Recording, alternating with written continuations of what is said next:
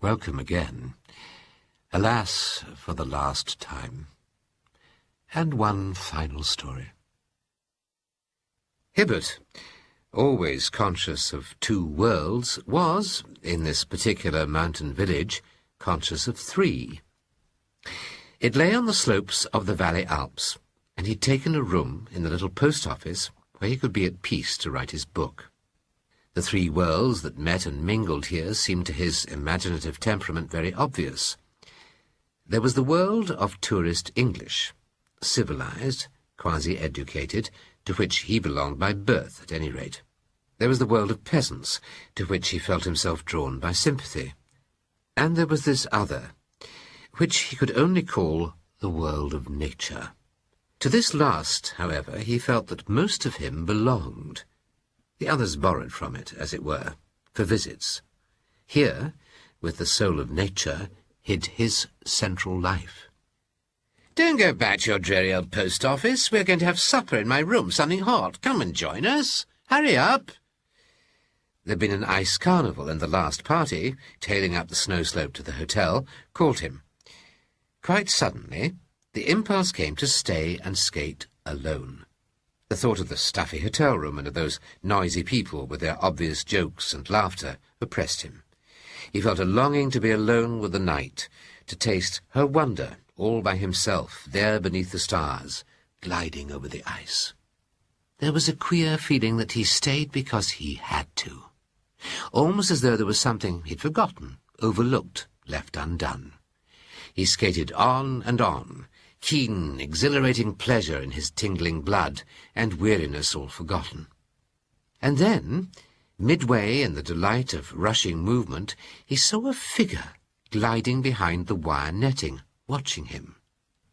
She was tall and slim and graceful. He could see that even in the dark. And then, of course, he understood. It was another adventurous skater like himself, stolen down unawares from hotel or chalet and searching for the opening.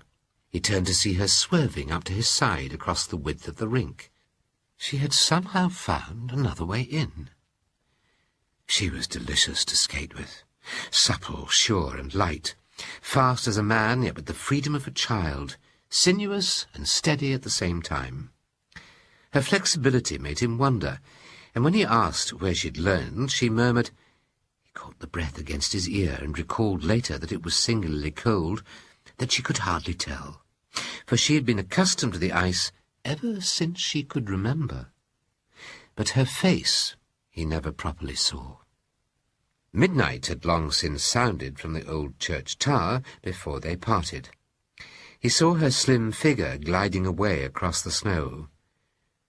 Very queer, he thought, and wondering what in the world had possessed him to be so free with her, and who in the world she was, he went up the steep slope to the post office, and so to bed, her promise to come again another night still ringing delightfully in his ears. In the morning, Hibbert realized he had done perhaps a foolish thing. Gossip in these little winter resorts was worse than in a provincial town. In his times of leisure, the memory returned persistently to haunt him. When he skied or danced in the evenings, and especially when he skated on the little rink, he was aware that the eyes of his mind forever sought this strange companion of the night. He searched in vain. For several days the sky held clear and bright and frosty, bitterly cold, everything crisp and sparkling in the sun.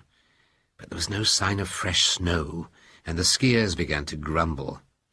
The keen east wind showed no signs of changing for a whole 10 days. Then suddenly there came a touch of softer air. Hibbert, who was delicately sensitive to the least change in earth or sky, was perhaps the first to feel it. He knew through every nerve in his body that presently a fall would come. That night there was excitement in the little hotel world, first because there was a bal costume, but chiefly because the new snow had come. And snow that night seemed in everybody's thoughts. The dancing couples talked of it. The hotel proprietors congratulated one another. It meant good sport and satisfied their guests. Everyone was planning trips and expeditions, talking of slopes and tide marks, of flying speed and distance, of drifts and crust and frost. But in the mind of Hibbert, this energy became transmuted into the personality of the girl of the snow. She somewhere was waiting for him, expecting him, calling to him softly from those leagues of moonlit mountain. But nowhere among the costumed dancers did he see her slender figure. It was close on midnight. Lighting a cigarette a friend offered him, Hibbert returned a confused reply to some question as to whether he could join their party in the morning. It seemed he did not hear it properly. Another wilder call was sounding in his ears. For up the street he had seen a little figure moving. Close against the shadows of the baker's shop it glided, white, slim, enticing. He knew by some incalculable, swift instinct she would not meet him in the village street. Indeed, already she had disappeared, melted from view up the white vista of the moonlit road. Hibbert found himself beyond the houses, searching for her along the fringe of forest. But he was aware of a faint sense of hesitation, a vague uneasiness, jarred unpleasantly across the flow of his excited feelings, chilling exhilaration. He caught the instant's discord, dismissed it, and passed on. And then he saw her. She stood there waiting in a little clear space of shining snow, dressed all in white, part of the moonlight and the glistening background, her slender figure just discernible. "I waited, for I knew you would come." The silvery little voice of windy beauty floated down to him. "You had to come." "I'm ready," he answered. I knew it, too." Life leapt within him. "Give me your hand," he cried. "I'm coming." And soon they left the trees behind and passed on to the enormous slopes of the sea of snow that rolled in mountainous terror and beauty to the stars. The wonder of the white world caught him away. Under the steady moonlight it was more than haunting. It was a living, white, bewildering power that deliciously confused the senses and laid a spell of wild perplexity upon the heart. The girl, slim and seductive, kept always just ahead, so that he never quite came up with her. He saw the white enchantment of her face and figure, something that streamed about her neck, flying like a wreath of snow in the wind, and heard the alluring accents of her whispering voice that called from time to time, "A little farther on, a little higher, then we'll run home together." They took a gentle angle of ascent. In this crystal, wine-like air, fatigue vanished. The swishing of the ski through the powdery surface of the snow was the only sound that broke the stillness. "Give me your hand. It's time now to turn back." "Just one more slope," she laughed. "That ridge above us, then we'll make for home." "But I've never come so high before. Oh, it's glorious, this world of silent snow and moonlight. You're a child of the snow, I swear. Let me see your face." He stopped.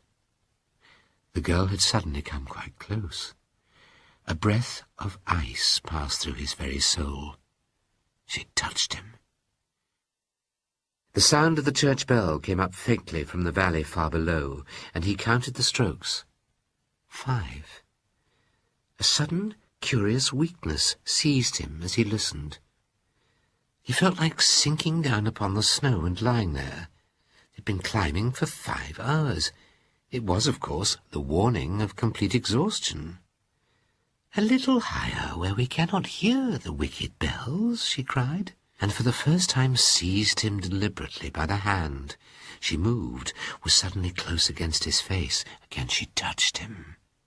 And Hibbert tried to turn away and escape, and so trying found for the first time the power of the snow, the suffocating weakness that it brings to exhausted men, luring them to the sleep of death in her clinging, soft embrace.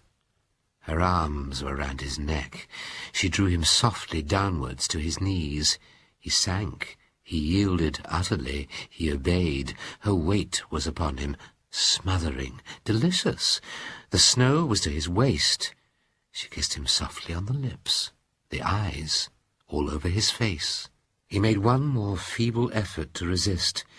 Then, realizing even while he struggled that this soft weight about his heart was sweeter than anything life could ever bring, he let his muscles relax and sank back into the soft oblivion of the covering snow.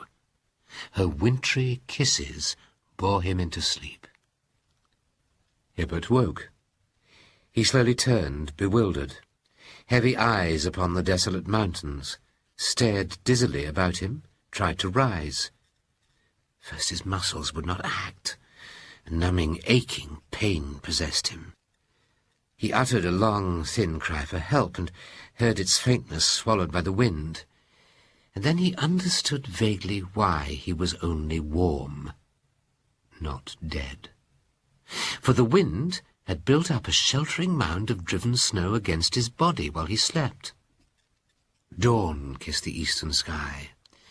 He saw the points of his skis projecting just below him. Then he remembered, could he but rise, the skis would carry him. But if he failed and fell... He rose slowly, balanced a moment, then, taking the angle of an immense zigzag, started down the awful slopes like an arrow from a bow. He took it in 4 mile-long zigzags, and it was the turning at each corner that nearly finished him, for then the strain of balancing taxed to the verge of collapse the remnants of his strength. And ever close upon his heels came following forms and voices with the whirling snow dust.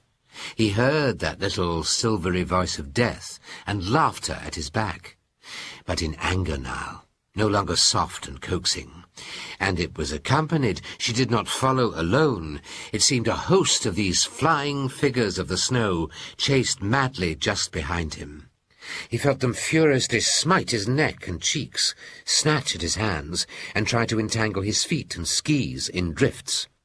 His eyes they blinded, and they caught his breath away. The terror of the heights and snow and winter desolation urged him forward, in the maddest race with death a human being ever knew. There was one last wild cry in his ears, a shriek of the wind before his face, and a rush of stinging snow against closed eyelids, and then he dropped through empty space. Speed took sight from him. It seemed he flew off the surface of the world. Indistinctly, he recalls the murmur of men's voices, the touch of strong arms that lifted him, and the shooting pain from his twisted ankle. For when he opened his eyes again to normal life, he found himself lying in his bed, with the doctor at his side. For years to come, the story of Mad Hibbert skiing at night is recounted in that mountain village. He went, it seems, up slopes and to a height that no man in his senses ever tried before. The tourists were agog about it for the rest of the season, and the very same day 2 of the bolder men went up and photographed the slopes. Later, Hibbert saw these photographs. He noticed one curious thing about them, though he did not mention it to anyone. There was only one single track. Well, I must take my leave. Who knows if we will meet again? I hope we do. But, till then, sleep well.